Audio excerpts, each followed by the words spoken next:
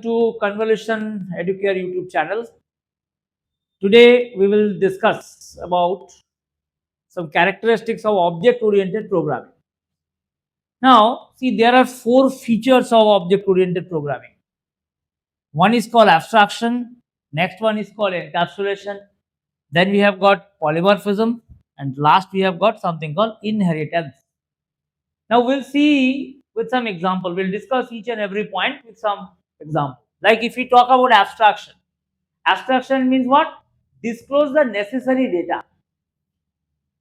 Now if we talk about and if we take an example, like take the example of mobile phone. See, when we are going to purchase any mobile phone, we will put stress on what? Like what is the model, what will be the price of the mobile phone, what is the memory space, what type of processor is available. So these are the things actually we are going to look after. We are not looking after like who has or which person has assembled the mobile phone at what particular time and all this thing. We are least bothered about all this thing. Because our aim is what? Our aim is, let's say my aim is what? I want to purchase a mobile phone. So I must concentrate on this particular things on features on. So this is called an example of polymorphism. This entire thing. So what we are doing, we are using the abstraction feature of your object-oriented programming. So abstraction means what? We are just disclosing the necessary things. So to accomplish any task, whatever things we need, we are going to take the help of those things on. We will not concentrate on other things. So this is called the this abstraction feature of object-oriented programming. Next come to this. So abstraction is over. Next we'll go for this encapsulation feature. Encapsulation means what? We are hiding something. We know what is capsule. Capsule is what? Why? What is the need? Okay, welcome to Convolution Educare YouTube channel. Today we will discuss about some characteristics of object-oriented programming. Now, see, there are four features of object-oriented programming. One is called abstraction, next one is called encapsulation, then we have got polymorphism, and last we have got something called inheritance. Now we'll see with some example, we'll discuss each and every point with some example. Like if we talk about abstraction, abstraction means what? Disclose the necessary data. Now if we talk about and if we take an example, like take the example of mobile phone. See, when we are going to purchase any mobile phone, we will put stress on what? Like what is the model, what will be the price of the mobile phone, what is the memory space, what type of processor is available. So these are the things actually we are going to look after. We are not looking after like who has or which person has assembled the mobile phone at what particular time and all this thing. We are least bothered about all this thing. Because our aim is what? Our aim is, let's say my aim is what? I want to purchase a mobile phone. So I must concentrate on this particular things on features on. So this is called an example of polymorphism. This is the entire thing. So what we are doing, we are using the abstraction feature of your object-oriented programming. So abstraction means what? We are just disclosing the necessary things. So to accomplish any task, whatever things we need, we are going to take the help of those things on. We will not concentrate on other things. So this is called the this abstraction feature of object-oriented programming. Next come to this. So abstraction is over. Next we'll go for this encapsulation feature. Encapsulation means what? We are hiding something. We know what is capsule. Capsule is what? Why? What is the need of that external quotation? Because to secure that medicine, because it may happen that if it comes to directly it comes to here, it may be contaminated. So to avoid that thing, what we are doing? It is available inside a capsule. Like there's a quotation is there, external quotation. So this is what we are doing. We are giving security to that medicine. Similarly, suppose we want to give some security to our code.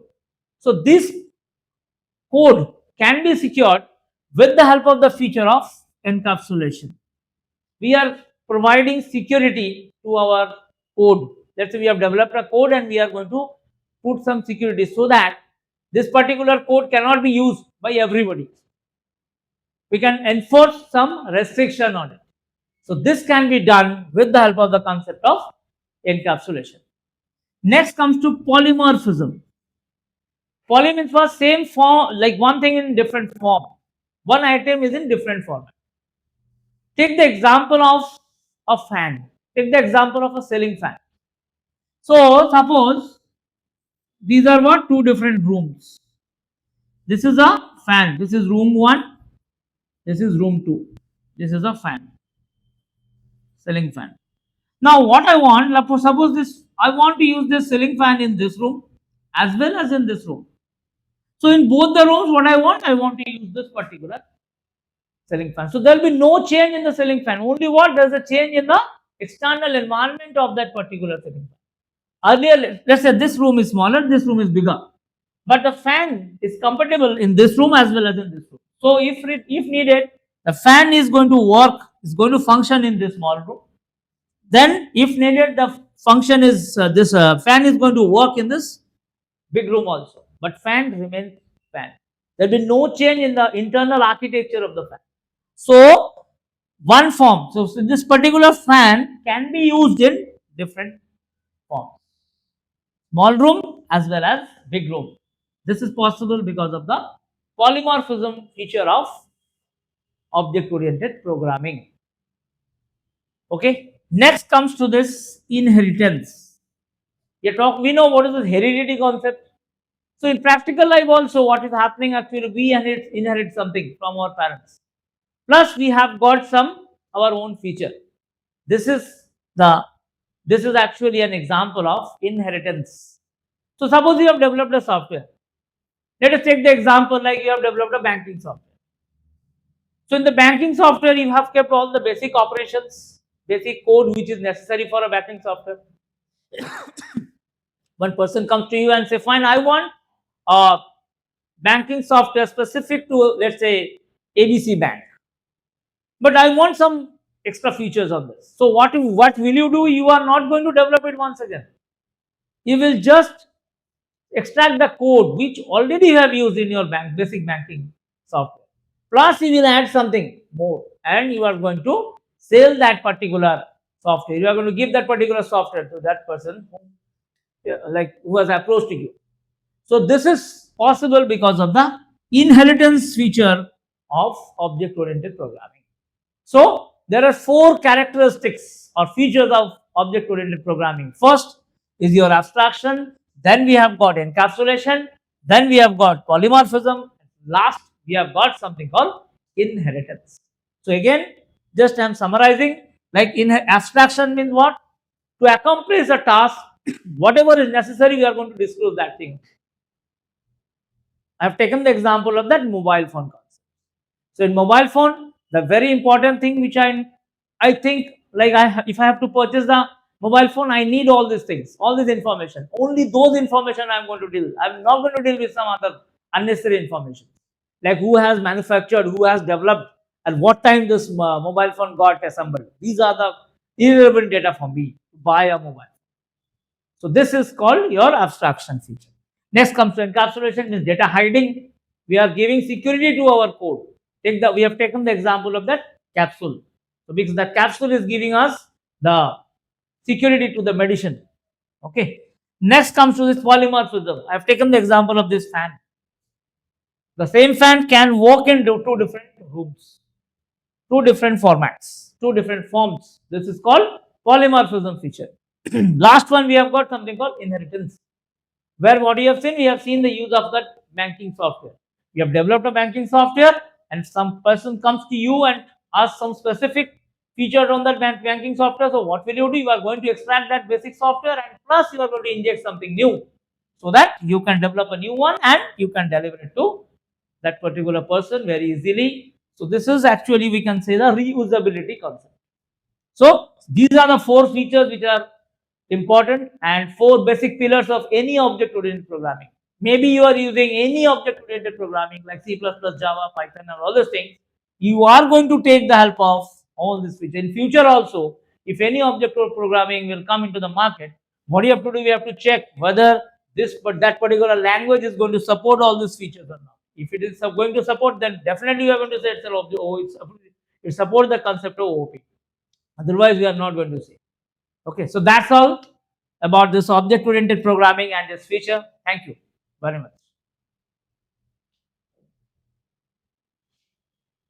Need of that external quotation, because to secure that medicine, because it may happen that if it comes to directly it comes to here, it may be contaminated. So to avoid that thing, what we are doing, it is available inside a capsule. Like there's a quotation is there, external quotation. So this is what we are doing. We are giving security to that medicine. Similarly, suppose we want to give some security to our code.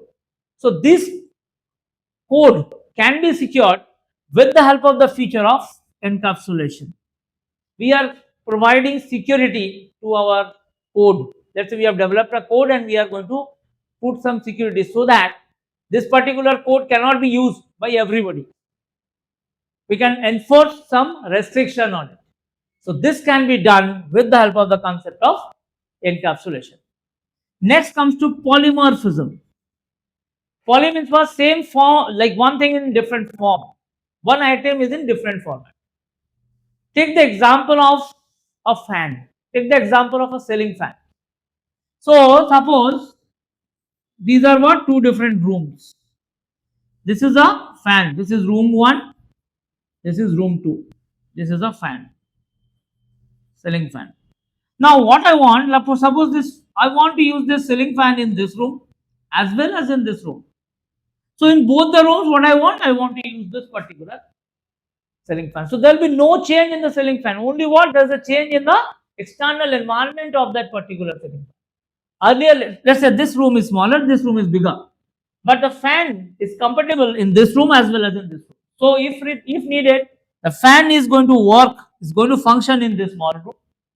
Then if needed, the function is this fan is going to work in this big room also, but fan remains fan.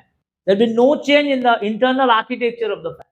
So one form, so this particular fan can be used in different forms, small room as well as big room.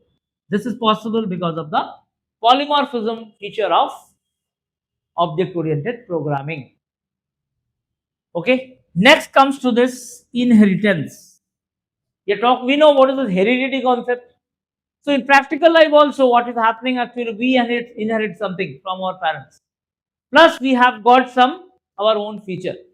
This is actually an example of inheritance. So suppose you have developed a software. Let us take the example like you have developed a banking software. So in the banking software, you have kept all the basic operations, basic code which is necessary for a banking software.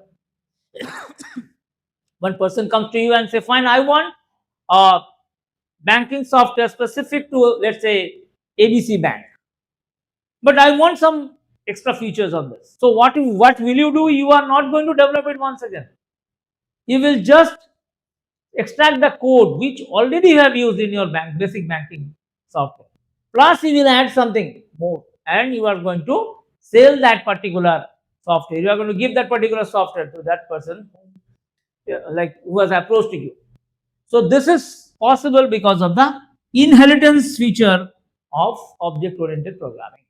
So there are 4 characteristics or features of object oriented programming. First is your abstraction, then we have got encapsulation, then we have got polymorphism, last we have got something called inheritance. So again, just I am summarizing, like in abstraction means what? To accomplish a task, whatever is necessary, we are going to disclose that thing. I have taken the example of that mobile phone concept. So in mobile phone, the very important thing which I think, like if I have to purchase the mobile phone, I need all these things, all this information. Only those information I am going to deal. I am not going to deal with some other unnecessary information, like who has manufactured, who has developed, at what time this mobile phone got assembled. These are the irrelevant data for me to buy a mobile. So this is called your abstraction feature. Next comes to encapsulation, is data hiding. We are giving security to our code. We have taken the example of that capsule. So because that capsule is giving us the security to the medicine. Okay. Next comes to this polymorphism. I have taken the example of this fan. The same fan can work in two different rooms, two different formats, two different forms. This is called polymorphism feature. Last one, we have got something called inheritance, where what you have seen, we have seen the use of that banking software. We have developed a banking software, and some person comes to you and asks some specific feature on that banking software. So what will you do? You are going to extract that basic software, and plus you are going to inject something new, so that you can develop a new one and you can deliver it to that particular person very easily. So this is actually, we can say, the reusability concept. So these are the four features which are important and four basic pillars of any object oriented programming. Maybe you are using any object oriented programming like C++, Java, Python, or all those things. You are going to take the help of all this feature. In future also, if any object oriented programming will come into the market, what you have to do, we have to check whether that particular language is going to support all these features or not. If it is going to support, then definitely you are going to say it supports the concept of OOP. Otherwise, we are not going to say. Okay, so that's all about this object oriented programming and this feature. Thank you.